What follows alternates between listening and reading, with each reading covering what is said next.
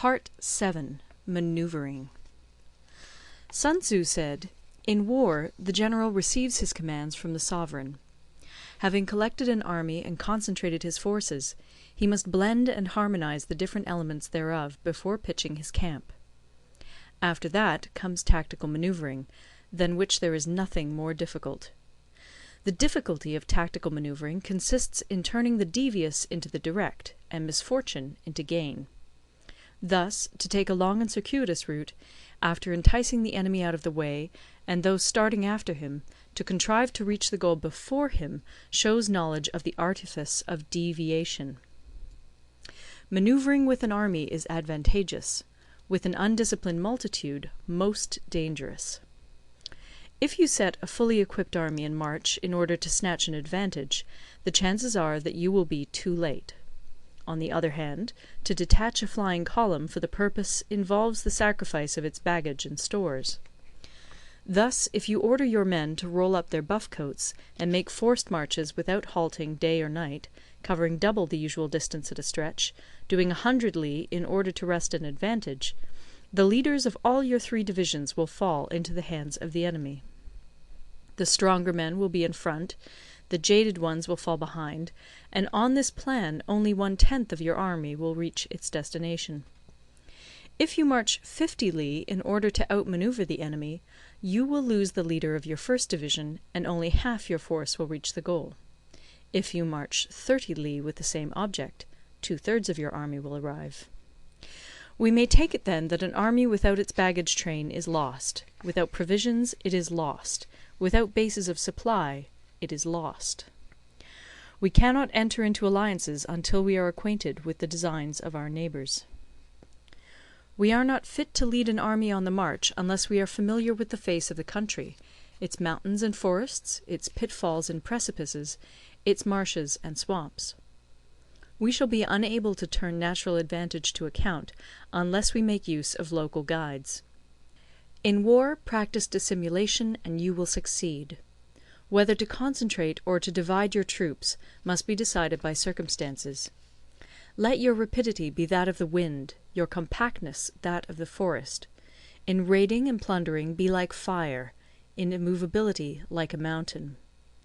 Let your plans be dark, and impenetrable as night, and when you move, fall like a thunderbolt. When you plunder a countryside, let the spoil be divided amongst your men. When you capture new territory, cut it up into allotments for the benefit of the soldiery. Ponder and deliberate before you make a move. He will conquer who has learnt the artifice of deviation. Such is the art of manoeuvring.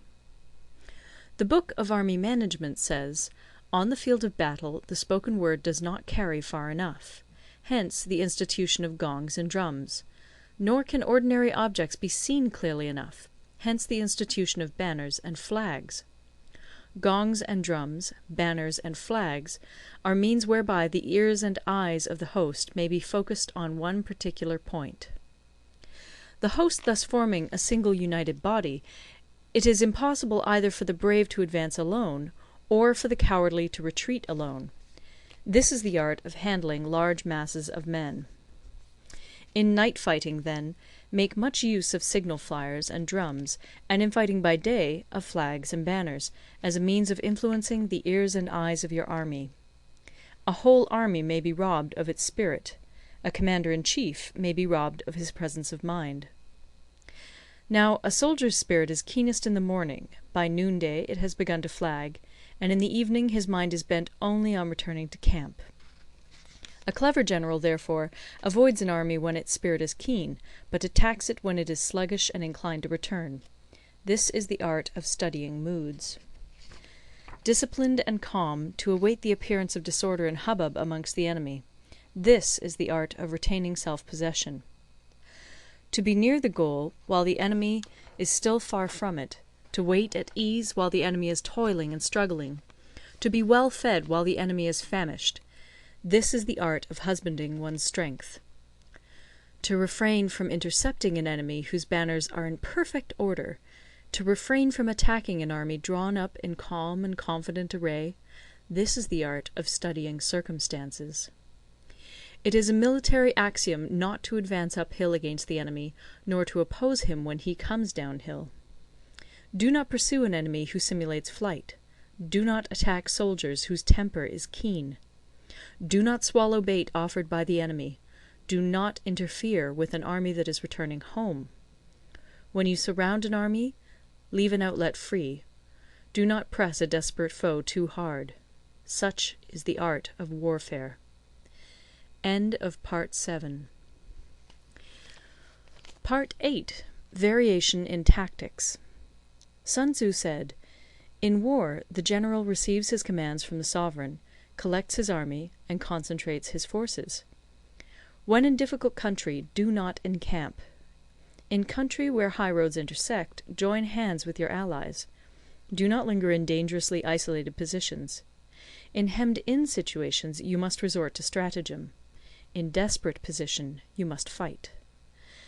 There are roads which must not be followed, armies which must not be attacked, towns which must not be besieged, positions which must not be contested, commands of the sovereign which must not be obeyed." The general who thoroughly understands the advantages that accompany variation of tactics knows how to handle his troops.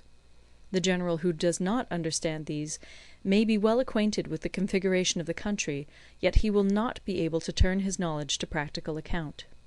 So, the student of war who is unversed in the art of war of varying his plans, even though he be acquainted with the 5 advantages, will fail to make the best use of his men.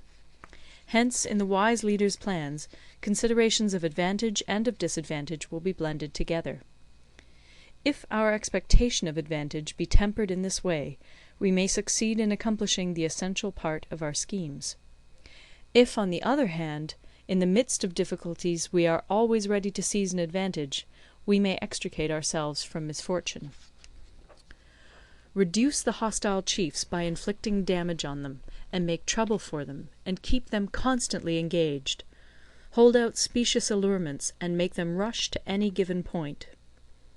The art of war teaches us to rely not on the likelihood of the enemy's not coming, but on our own readiness to receive him; not on the chance of his not attacking, but rather on the fact that we have made our position unassailable.